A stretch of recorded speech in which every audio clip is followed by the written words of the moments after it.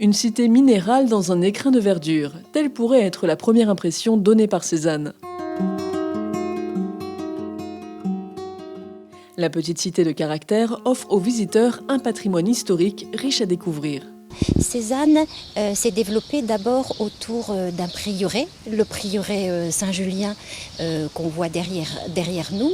Et c'est à partir du moment où ce prieuré a été rattaché à l'abbaye de Cluny, la célèbre abbaye de Cluny, que Cézanne et son bourg a commencé à se développer. Installée dans un cirque naturel au pied des coteaux, Cézanne a longtemps été animée par le commerce du champagne. La place au pied de l'église Saint-Denis, jadis place du marché, reste le témoin de cette activité. Alors il faut savoir qu'entre le XIIe et le XIVe siècle, Cézanne fait partie des fameuses villes de foire entre Troyes, Provins, Meaux. Et l'activité économique va se développer autour de ces foires de champagne.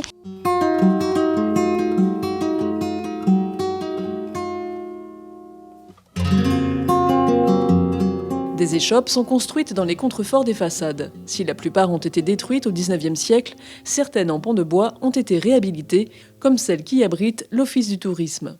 Les comtes de Champagne vont ceinturer la ville de Rempart au XIIe siècle. Donc on aura tous les éléments pour que le commerce puisse se développer, la sécurité et tout un réseau de foires de champagne. Les remparts, dont on peut admirer encore aujourd'hui les vestiges, ont été démolis au XVIIIe siècle et les fossés comblés. Une partie de ces espaces sont rachetés par les riverains qui vont y installer des jardins en terrasse. Et l'autre moitié a été plantée de mailles. Et ces mailles, ce sont les mêmes aujourd'hui dans lesquelles on peut se promener et qui ceinturent l'ensemble du centre ancien intramuros, même s'il n'y a plus les murs. Une promenade sur ces mailles permet d'admirer de beaux exemples d'hôtels particuliers ou de maisons bourgeoises, mais également les fondations de la tour de l'ancien prétoire qui correspondent aux fondations des remparts du XIIe siècle. La rénovation du prétoire a permis à Cézanne d'obtenir un ruban du patrimoine. Elle en a reçu 2 autres pour la rénovation du dernier lavoir de Cézanne et la restructuration de l'ancien collège. Malheureusement, il y a eu un incendie en 1632 et la plupart de la ville a été démolie. Il faut dire qu'elle était construite en pans de bois et en chaume.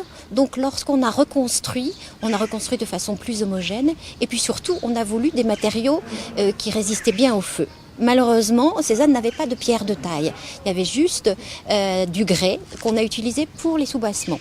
Et sinon, on a utilisé de la brique, puisque la terre aux environs se prêtait bien à la réalisation de briques. L'architecture des maisons de Cézanne se reconnaît donc à ses nervures, ces bandeaux de briques de couleur orangée qui tracent sur les façades des maisons ces lignes très caractéristiques. Le visiteur curieux pourra encore admirer le couvent des Récollets,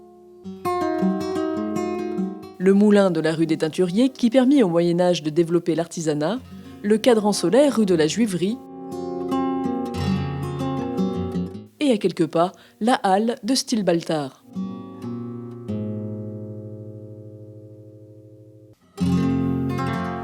Mais quel que soit l'itinéraire, ces pas croiseront toujours l'émail, la signature de Cézanne. On a l'idée d'une ville ancienne qui était entourée de murs et puis on a l'aspect paysager. Ce sont des promenades très agréables puisqu'on associe le patrimoine et les espaces verts et les espaces de convivialité autour de la ville.